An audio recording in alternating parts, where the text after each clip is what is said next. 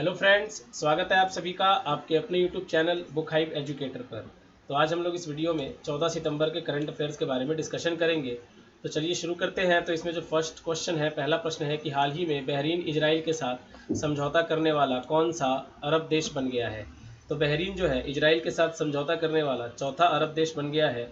तो हाल ही में यूएई के बाद बहरीन ने भी इजराइल के साथ समझौता करने की घोषणा की है, जिसके साथ बहरीन इजराइल के साथ समझौता करने वाला चौथा अरब देश बन गया है। जबकि 30 दिनों के अंदर इसराइल के साथ शांति समझौता करने वाला बहरीन दूसरा अरब देश है। इससे पहले मिस्र, जॉर्डन, यूएई ने इसराइल के साथ समझौता करके उसे मान्यता दी थी।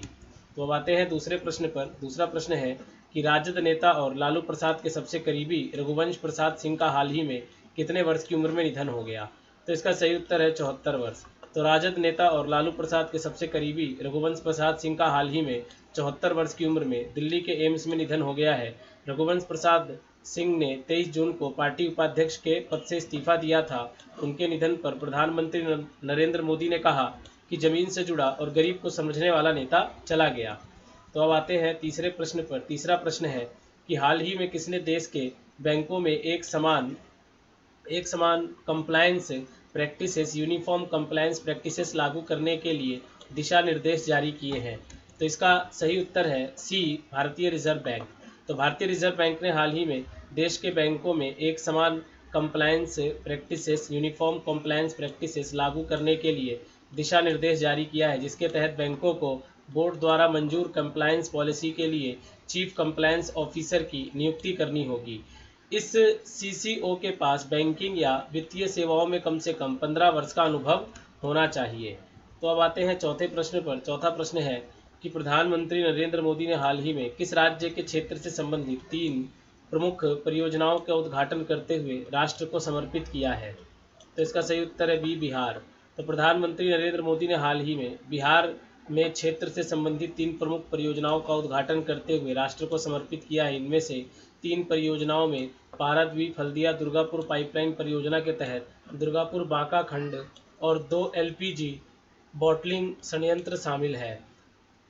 इंडियन ऑयल द्वारा निर्मित 193 किलोमीटर लंबा दुर्गापुर बांका पाइपलाइन खंड पाराद्वीप हल्दिया दुर्गापुर पाइपलाइन परियोजना का भाग है। तो आते हैं पाँचवें प्रश्न पर। पाँचवा प्रश्न है कि 14 सितंबर को पूरे भारत में कौन सा दिवस मनाया जाता है। तो इसका सही उत्तर है हिंदी दिवस। तो 14 सितंबर को पूरे भारत में हिंदी दिवस मनाया जाता है। इसी दिन देवनागरी लिपि में हिंदी को भारत की आधिकारिक भाषा के रूप में अपनाया गया था। वर्ष 1949 में 14 सितंबर को व्यवहार राजेंद्र सिन्हा का 50वें जन्मदिन पर हिंदी को आधिकारिक के रूप में अपनाया गया था। भारत में कुल मिलाकर 22 अनुसूचित भाषाएं हैं, जो कि संविधान के 8वीं अनुसूची में आते हैं, जिनमें से 2 हिंदी और अंग्रेजी को आधिकारिक तौर पर संघ स्तर पर उपयोग किया जाता है। तो अब आते हैं छठे प्रश्न पर। छठा प्रश्न है कि रेटिंग एजेंसी क्रिसिल के मुताबिक वित्त वर्ष 2020-21 में भारतीय अर्थव्यवस्था में कितने फीसदी की गिरावट आएगी। तो इसका सही उत्तर है डी, 9%। तो रेटिंग एजेंसी क्रिसिल के मुताबिक वित्त वर्ष 2020-21 में भारतीय अर्थव्यवस्था में 9% की गिरावट आएगी। क्रिसिल के अनुसार कोरोना संक्रमण पर अब भी अपने पीक पर नहीं पहुंचा है और सरकार पर्याप्त रकम नहीं खर्च कर रही है। अक्टूबर के अंत तक वित्त वर्ष की दूसरी तिमाही में इकोनॉमी को 12% की गिरावट आ सकती है।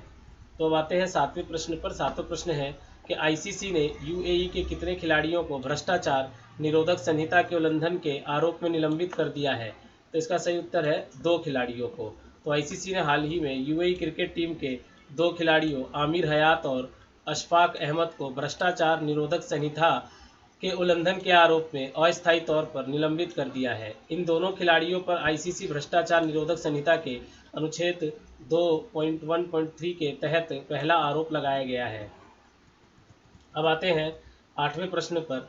तो 8वां प्रश्न है पर्यावरण ऑडिट कराने और पर्यावरणीय मानकों का उल्लंघन करने के लिए किसने अमेजन व फ्लिपकार्ट से हर्जाना वसूलने की घोषणा की है। तो इसका सही उत्तर है बी, नेशनल ग्रीन ट्राइब्यूनल। तो नेशनल ग्रीन ट्राइब्यूनल ने हाल ही में केंद्रीय प्रदूषण नियंत्रण बोर्ड को अमेजन व फ्लिपकार्ट से पर्यावरण ऑडिट कराने और पर्यावरणीय मानकों का उल्लंघन करने के लिए हर्जाना वसूलने की घोषणा की है। साथ ही अमेजन और फ्लिपकार्ट को आदेश दिए जाएं कि वे आपूर्ति किए जाने वाले सामान की पैकेजिंग में अधिक प्लास्टिक का इस्तेमाल ना करें। तो आते हैं अब 9वें प्रश्न पर। 9वां प्रश्न है, वर्ल्ड नंबर 9 जापान की नाओमी ओसाका ने बेलारूस की विक्टोरिया अजारेंका को हराकर कौन सी बार ग्रैंड स्लैम का खिताब जीता है? तो ये इनका जो खिताब है तीसरी बार इन्होंने जीता है। तो वर्ल्ड नंबर 9 जापान की नाओमी ओसाका ने बेलारूस की विक्टोरिया अजारेंका को हराकर हाल ही में तीसरी बार ग्रैंड स्लैम का खिताब जीत लिया है।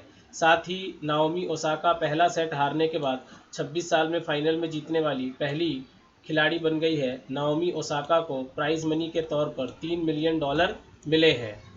तो अब आते हैं 10वें प्रश्न पर। 10वां प्रश्न है कि हाल ही में किस भारतीय तेज गेंदबाज पर लगा 7 वर्ष का बैन खत्म हो गया है? तो इसका सही उत्तर है एस श्रीकांत। तो हाल ही में भारतीय तेज गेंदबाज एस श्रीकांत पर लगा 7 वर्ष का बैन खत्म हो गया है। पहले स्पॉट फिक्सिंग के आरोप के मामले में लाइफ टाइम लगे बैन को सुप्रीम कोर्ट ने 7 वर्ष का करार दिया था। वर्ष 2013 में श्रीकांत के अलावा अजीत चंडीला और अंकित चौहान पर भी बैन लगाया गया था। श्रीकांत ने भारत के लिए 27 टेस्ट, 53 वनडे और 10 T20 मैच खेले हैं। तो अब हम लोग 14 सितंबर की ऐतिहासिक घटनाओं के बारे में चर्चा करते हैं। तो 1891 एम्पायर स्टेट एक्सप्रेस नाम की ट्रेन ने न्यूयॉर्क सिटी से बफेलो तक 702 किलोमीटर की दूरी 7 घंटे और 6 मिनट में पूरी की।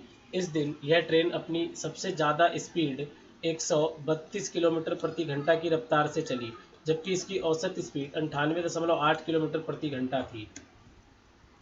1949 में भारतीय सभा ने हिंदी को भारत की आधिकारिक भाषा का दर्ज दिया था। 1960 organisation of the petroleum exporting countries का गठन किया गया। Organisation of the petroleum exporting countries, जिसे हम ओपेक कहते हैं। तो आते हैं अगले पॉइंट पर। 1985 ब्रिटेन का पूर्व सोवियत संघ के 25 राजनयिकों को जासूसी के आरोप में देश छोड़ने का आदेश देने के बाद जैसे को तैसा की नीति अपनाते हुए सोवियत संघ ने भी रूस में कार्यरत 25 ब्रितानी राजनयिकों को फौरन देश से छोड़ने का आदेश जारी कर दिया।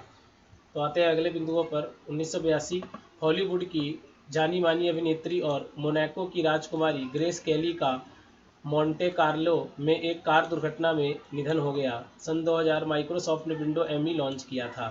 तो दोस्तों ये हमारे 14 सितंबर के करंट अफेयर और ऐतिहासिक बिंदु थे। तो आप लोग हमारे इस वीडियो को लाइक करें, शेयर करें और हमारे चैनल को सब्सक्राइब जरूर कर दें। तो मिलते हैं अगले करंट अफेयर के साथ, तब तक अपना ख्याल रखें। धन्यवाद।